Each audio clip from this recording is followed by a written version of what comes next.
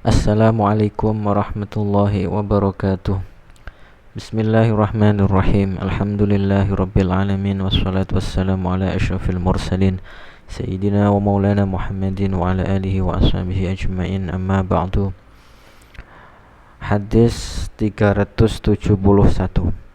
Innallaha ta'ala, saktemene Allah ta'ala, wakala iku ngutus sinten Allah birrahimi ing dalem rahime wong wadon, ngutus malakan ing malaikat, yaqulu kang ngendika sapa malaikat, ai rabbi duh pangeran, nutfatun ai hadhihi nutfatun utawi iki iku nutfatun iku mani, ai rabbi duh pangeran, alaqatun utawi iki alaqatun iku getih sak kempel, ai rabbi duh pangeran, mudghatun utawi iki iku mudghatun iku daging sak kempel.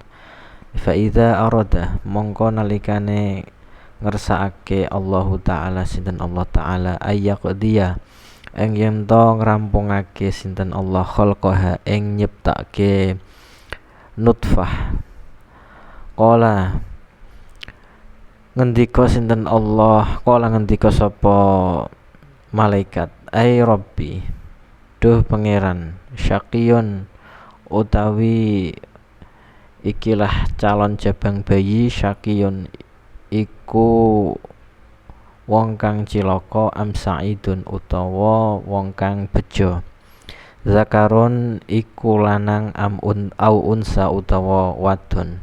Fama mongko iku apa arizku utawi rizkine, fama mongko iku apa al ajalu utawi titi mongsone, fayuktabu mongko ditulis apa, fayuktabu mongko ditulis apa kadzalika kaya mengkono-mengkono, syaqiyun am sa'idun ila akhirih, ditulis fi batni ummihi ing dalem wetenge ibune jabang bayi.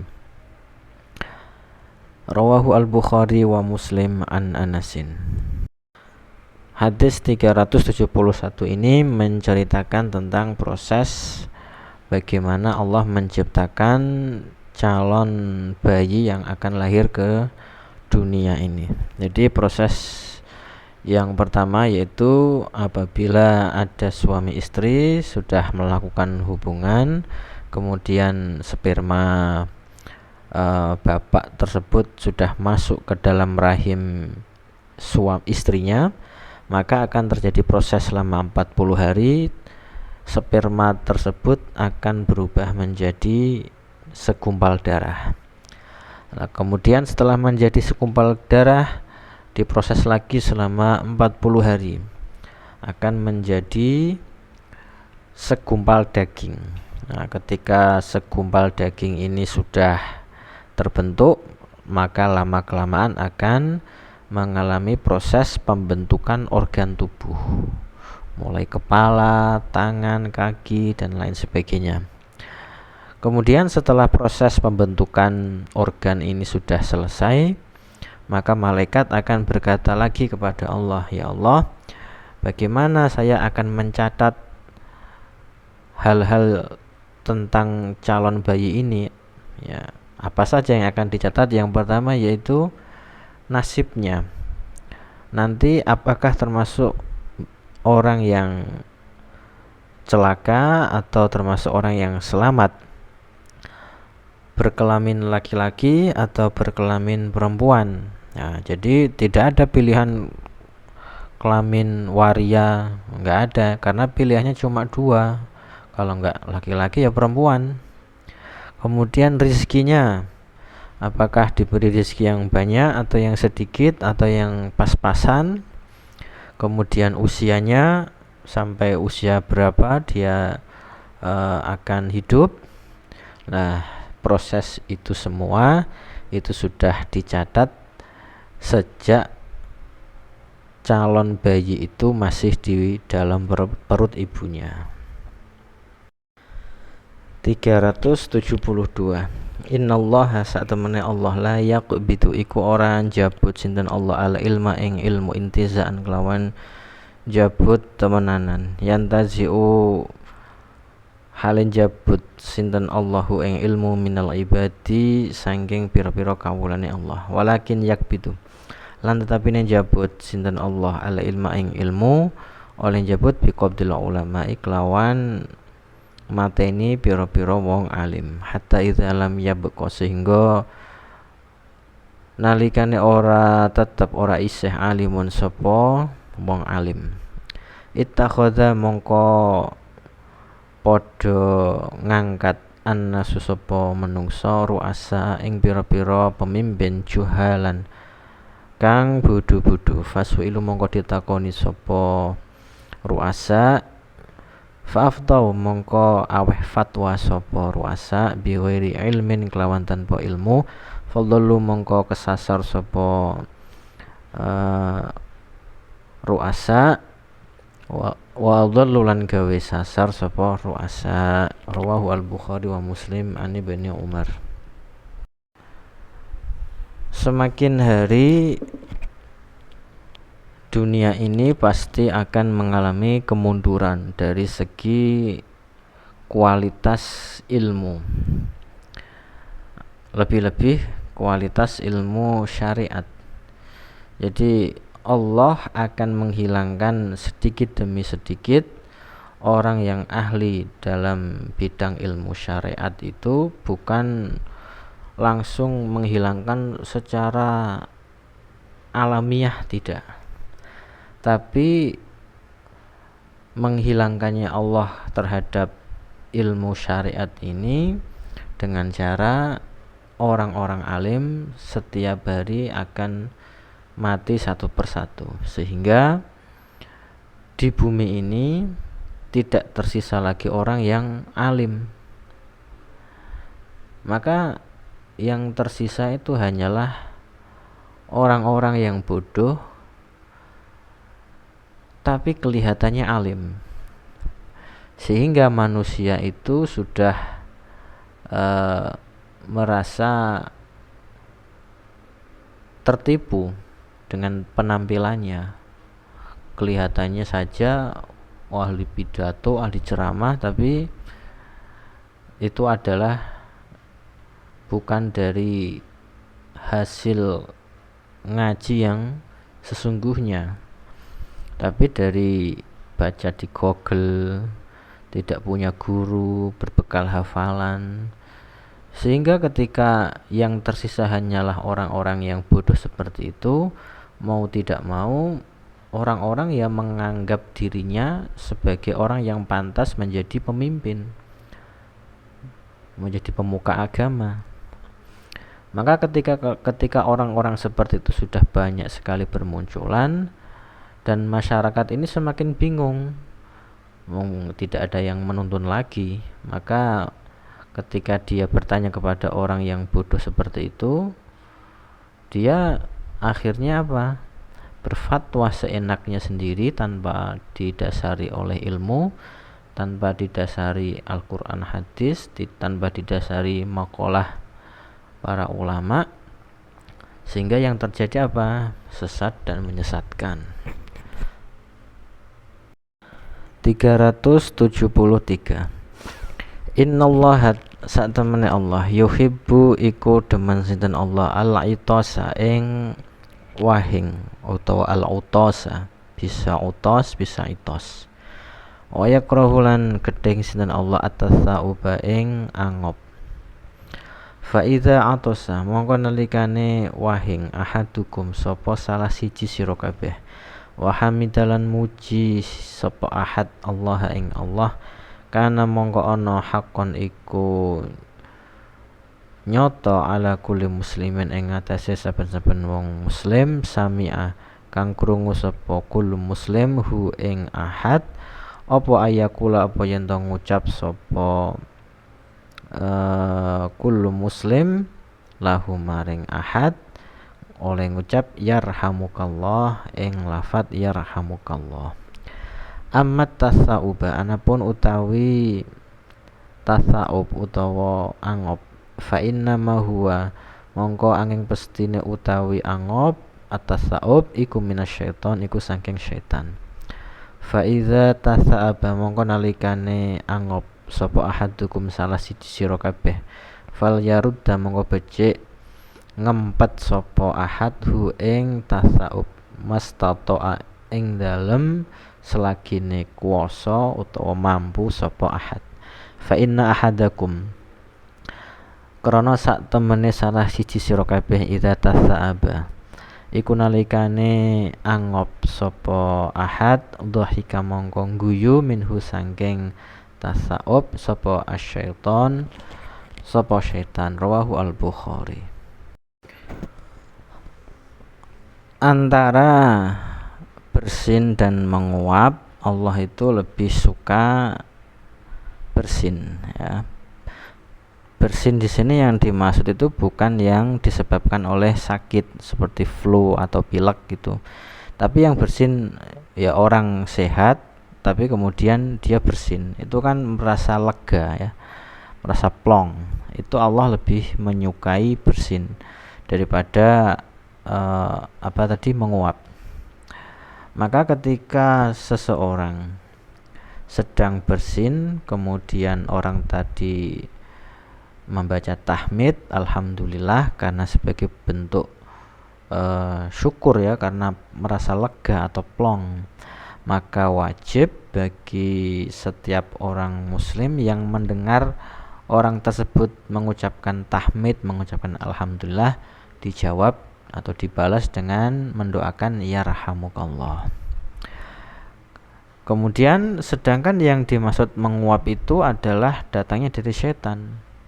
Menguap itu karena apa? Itu adalah sebagai bentuk godaan seseorang untuk malas beribadah, diganggu dengan cara membuat dia ngantuk. Maka ketika seseorang sedang menguap, sebaiknya dia menahan sebisa mungkin ya. Jadi jangan malah mulutnya itu dibuka lebar-lebar, ditutup dan ditahan sekuat-kuatnya. Maka karena apa? Karena ketika kita sedang menguap, maka setan itu merasa happy. Wah, ini ya masuk ke perangkap saya kalau sudah ngantuk. Wah, ini berarti tidak ibadah lagi, tidak mau zikiran lagi. Tapi beda ketika memang jamnya memang sudah jam istirahat, jam tidur. Yang dimaksud itu jam-jam ibadah kemudian dibuat mengantuk. Kalau bisa itu kita menahan atau kita menutup serapat-rapatnya mulut kita. 374. Ana utawi ingsun Nabi sayyidu waladi Adam iku bendorone anak Adam yaumal kiamat ing dalem dina kiamah. Wala fakhrolan ora ana kesombongan iku maujud. Wa biyadilan iku tetep kelawan tangan ingsun liwaul hamdi utawi ana genderane hamdi utawa genderane pujian. Wala fakhrolan ora ana kumo luhur utawa ora ana kesombongan iku maujud. Wa ma min nabiyyin lan ora ana iku saking nabi yauma idzin ing dalem dina iki Adamu rupane Nabi Adam. Faman mongko nuli nabi siwahu kang sakliyane Adam illa tahta liwa'i kejaba iku ing dalem ngisore benderaku. Wa ana utawi ingsun iku awaluman iku kawitane wong tan syakku kang dadi sigar anhu saking man al ardu apa bumi. Wala fakhrolan ora ana kesombongan iku maujud. Wa ana utawi ingsun iku awwalu syafin iku kawitane wong kang nyafaati. Wa awwalu musyaffa'in lan kawitane wong kang disyafaati. Wala fakhrolan ora ana kesombongan iku maujud. Rawahu Ahmad an Abi Sa'id Al-Khudri. Hadis ini menceritakan tentang keistimewaan Nabi kita Muhammad dibanding nabi-nabi yang lain. Yang pertama, Nabi Muhammad bersabda, saya adalah pemimpin anak Adam ketika besok pada hari kiamat. Dan ini bukan merupakan sebuah kesombongan, tapi ini adalah anugerah yang memang Allah berikan. Jadi Nabi itu mengatakan seperti ini bukan untuk menyombongkan, tapi untuk memang menampakkan bahwa ini loh Allah yang telah memberikan. Jadi justru melihatkan kemuliaannya Allah atau anugerah Allah, bukan untuk Nabi sendiri, bukan. Kemudian dan besok ketika hari kiamat Nabi Muhammad akan memegang bendera. Ya, bendera tersebut dinamai Liwaul Hamdi. Lah, antara bendera ini ulama berselisih pendapat. Ada yang mengatakan bendera secara hakiki, yaitu nyata ada benderanya, cuma bendera tersebut dinamai Liwaul Hamdi. Ada yang mengatakan bendera tersebut maknawi, artinya apa? Nabi tidak membawa bendera, tapi cuma besok ketika hari kiamat otomatis orang dari sejak Nabi Adam sampai orang terakhir hari kiamat itu mengakui kalau Nabi itu adalah pemimpin. Karena apa? Sudah menjadi adat ya, karena sudah menjadi adat, orang yang pegang bendera berarti dia adalah pemimpin. Kemudian wa ma min nabiyyin yauma idzin adam, seterusnya itu artinya tidak ada nabi yang dari sejak Nabi Adam atau yang selain Nabi Adam semuanya tunduk pada bendera Nabi. Artinya apa? Mereka semua ikut kepada benderanya Nabi. Kemudian wa anna awwalu man tanshaqqu anhul ardu, saya adalah orang yang makomnya akan keluar pertama kali ketika hari kiamat. Jadi kuburan-kuburan yang ada di dunia ini besok ketika terjadi kiamat, maka yang akan terbelah pertama kali yaitu makomnya Nabi Muhammad.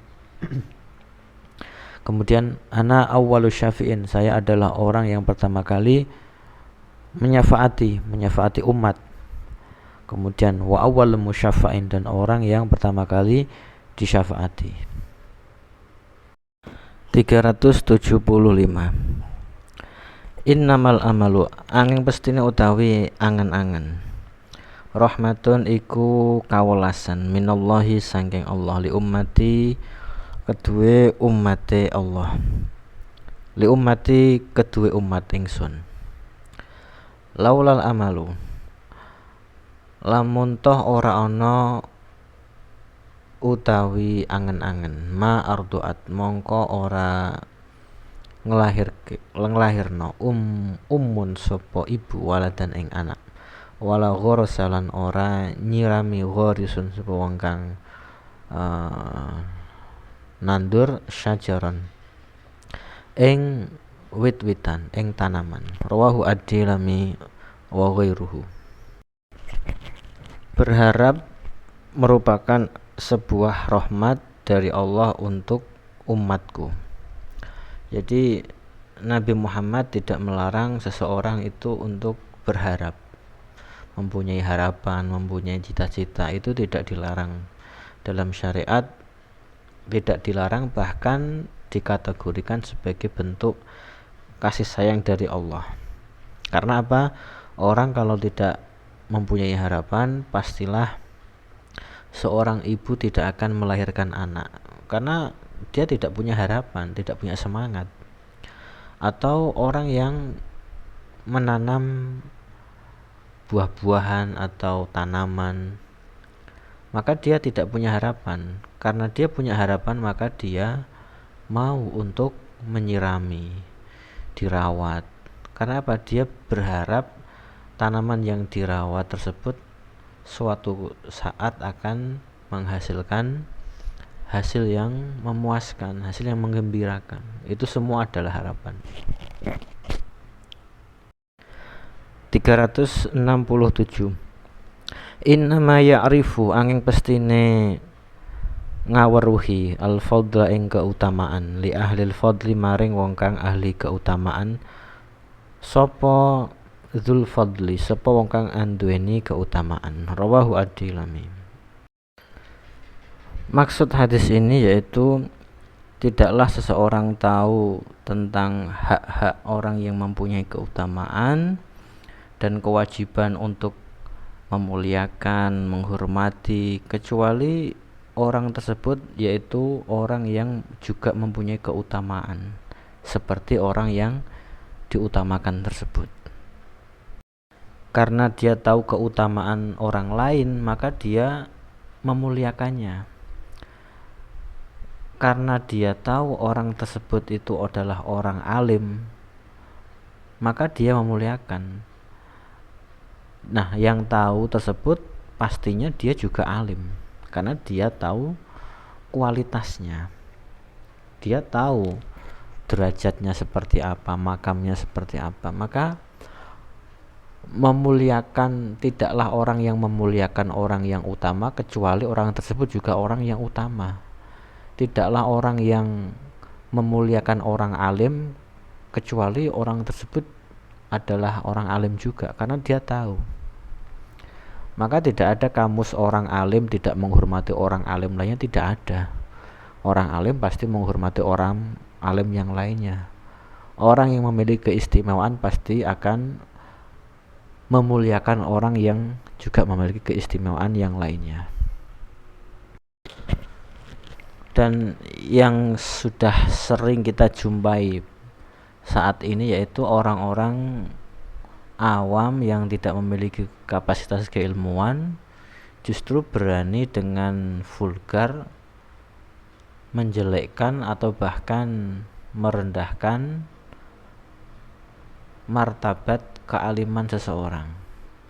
Bahkan ada yang sampai meragukan kealiman seseorang padahal orang tersebut sudah diakui oleh banyak orang.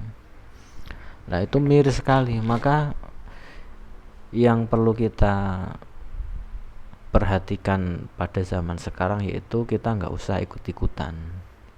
Kita lebih baik sukut, diam. Kalau selama itu baik maka kita tiru, kalau kita ragu ya udah kita tinggalkan. Kita lebih enak cari aman saja, tidak usah banyak berkomentar, karena kita mengaca pada diri kita sendiri bahwa kita itu masih serba kekurangan. Kita derajatnya masih jauh dibanding orang-orang alim yang ada di luar sana. Atau kita juga bisa menganalisis hadis ini seperti halnya orang-orang yang memiliki profesi yang sama. Contohnya supir. Sesama supir pasti dia akan sangat menghargai karena dia tahu bagaimana tidak enaknya sebagai sopir, bagaimana perjuangan menjadi seorang sopir, capek, ngantuk, haus, kepanasan dan lain sebagainya. Pasti sesama supir akan saling menghargai. Orang lain yang bukan seprofesi mungkin mengira, wah enak supir itu, naik mobil, bisa lihat sana sini. Karena dia tidak tahu. Sebaliknya, ada yang mengatakan, oh enak menjadi DPR itu, gajinya besar, naiknya mobil. Tapi kan di sisi lain dia tidak tahu bagaimana DPR itu sangat menguras pikiran. Bagaimana dia merancang undang-undang agar undang-undangnya itu pro rakyat, agar undang-undangnya itu benar-benar bijak. Maka mazhab kita, mazhab santri salaf itu bagaimanapun kita itu harus taat kepada ulil amri. Jangan sampai kita tanpa adanya bukti yang kuat kita kemudian menjelek-jelekan sebuah profesi yang memang itu bukan bidang kita. Nah, itu terkadang kacaunya sebuah negara itu ya memang karena dimulai dari rakyat itu sendiri, dari bawah, saling menghujat, tidak melihat realita, tidak ahlinya, tidak pakarnya, ikut campur. Nah, itu yang justru membuat tambah ricuh. 377 Intizarul faraji utawi ngenteni kebungahan minallahi saking Allah ibadatun iku termasuk ibadah. Waman utawi sapane wong radhiya iku ridho sapa wong bil qalili kelawan sithike minar rezeki saking rezeki radhiya mongko ridho Allahu taala sidan Allah taala anhu saking man bil qalili kelawan sithike minal amali saking ibadah sunnah. Rawahu Ibnu Abid Dunya.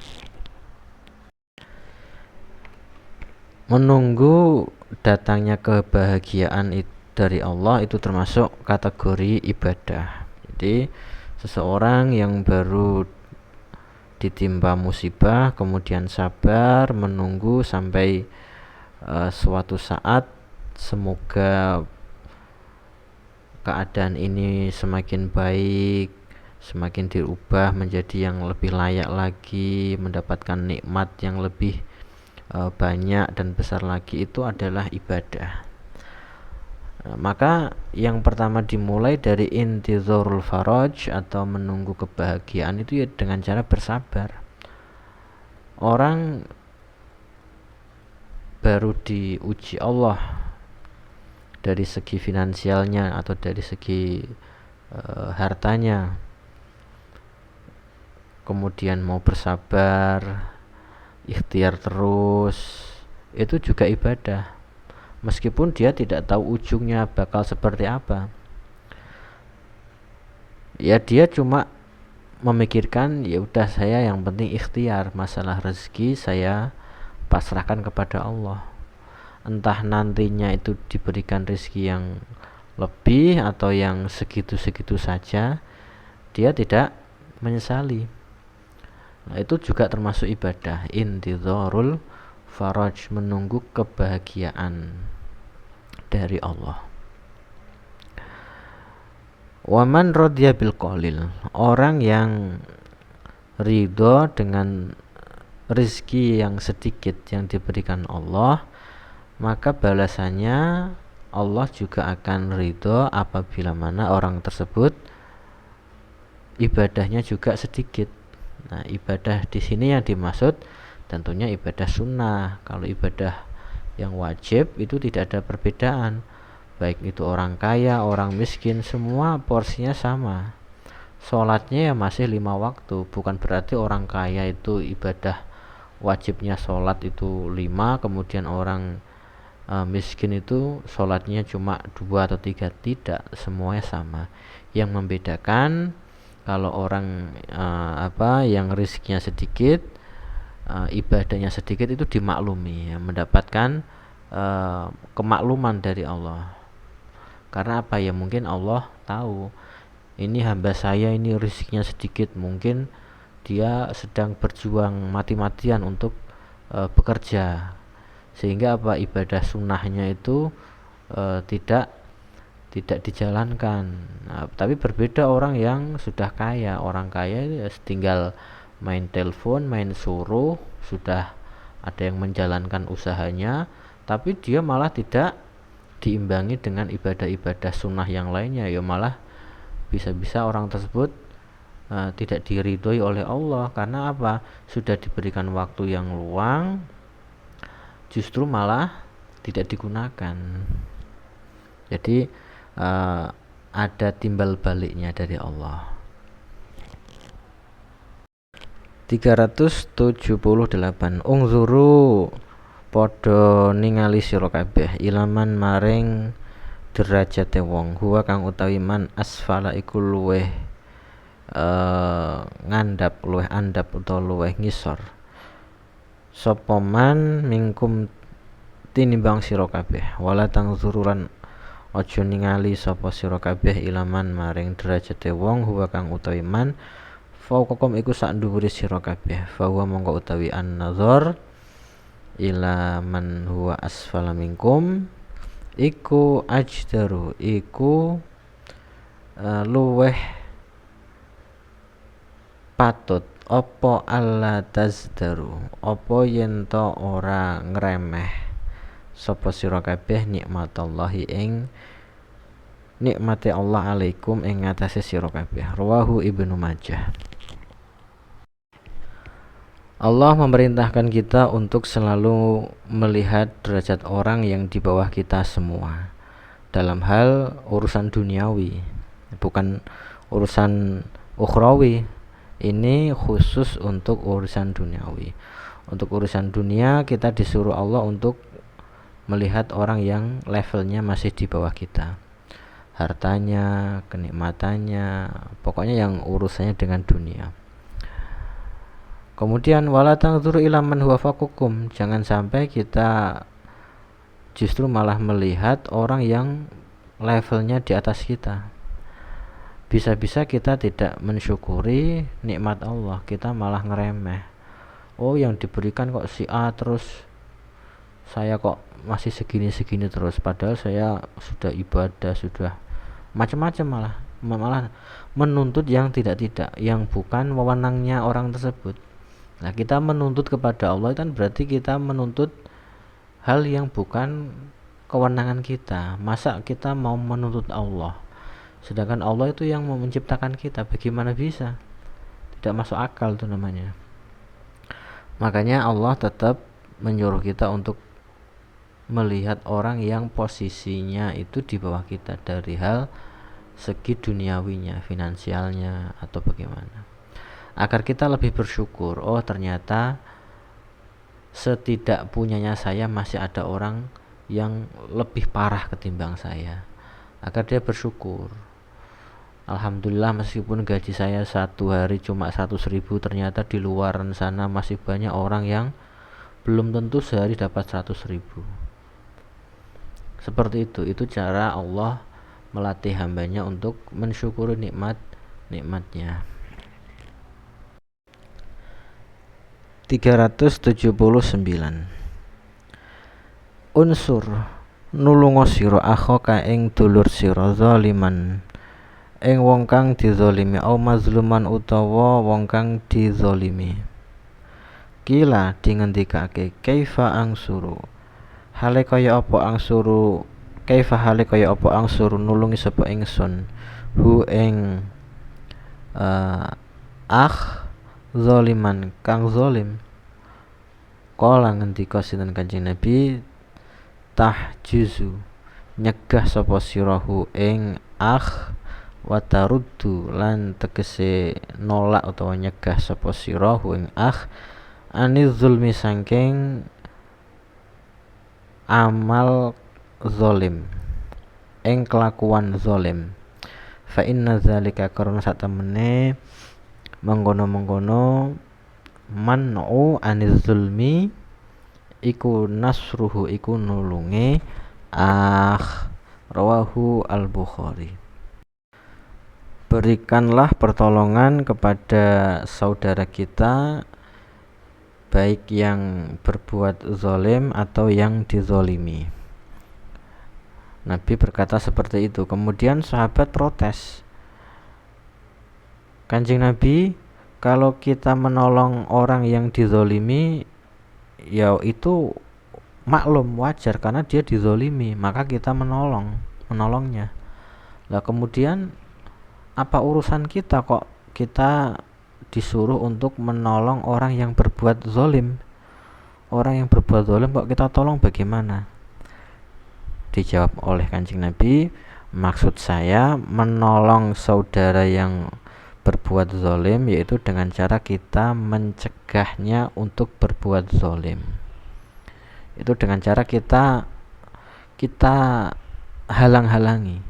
Bagaimana caranya supaya saudara kita muslim khususnya itu tidak berbuat zalim. Nah, ketika kita menghalang-halanginya untuk tidak berbuat zalim, itu adalah termasuk menolong orang yang sedang berbuat zalim. Jadi contohnya seperti ini. Kita mempunyai saudara, tetangga atau teman yang hendak mau mencuri. Itu kan berbuat zalim.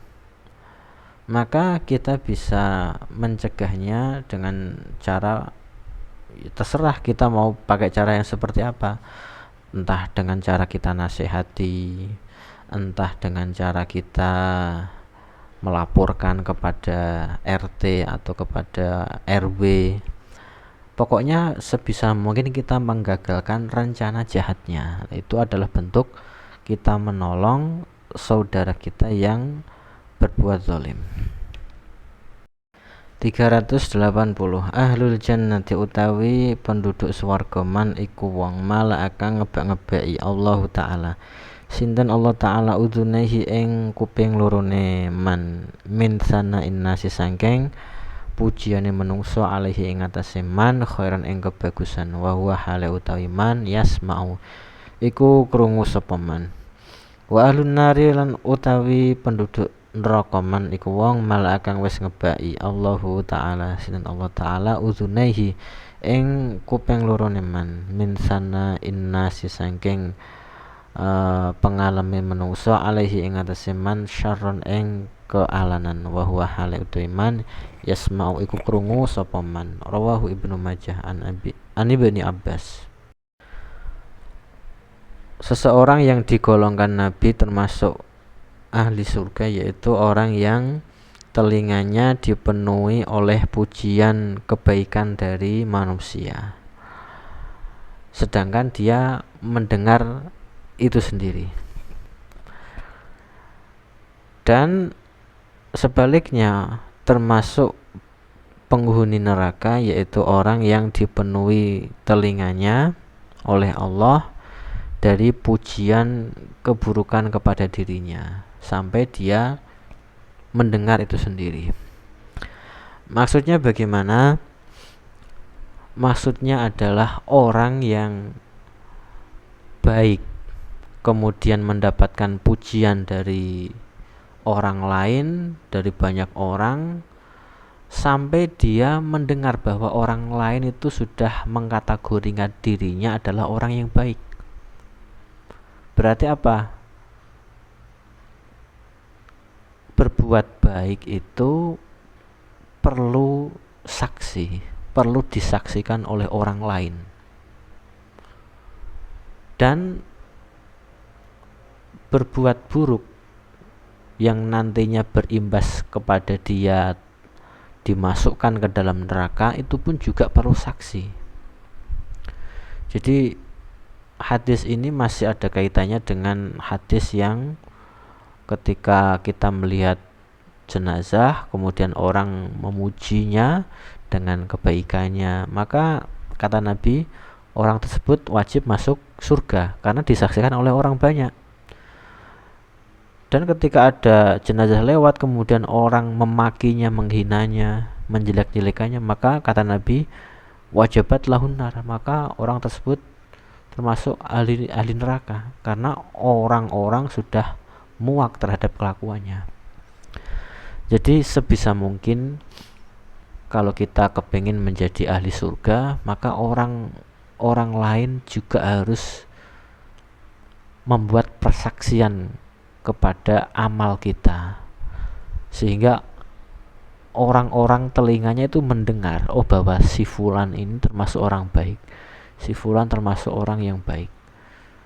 Dan kita mendengar sendiri pujian-pujian orang tersebut kepada kita. Dan naudzubillah, jangan sampai masyarakat itu menganggap kita itu orang yang jelek, karena sangat bahaya sekali. Kalau masyarakat orang lain sudah menganggap kita orang jelek, naudzubillah, bisa-bisa termasuk ahli neraka. Jadi ketika kita hidup secara sosial bermasyarakat, sebisa mungkin kita membuat nama kita itu sebaik-baik mungkin di hadapan masyarakat. Jangan sampai orang sudah terlanjur mengklaim kita ini adalah orang yang buruk. Hadis 381, wallahu alam bishawab.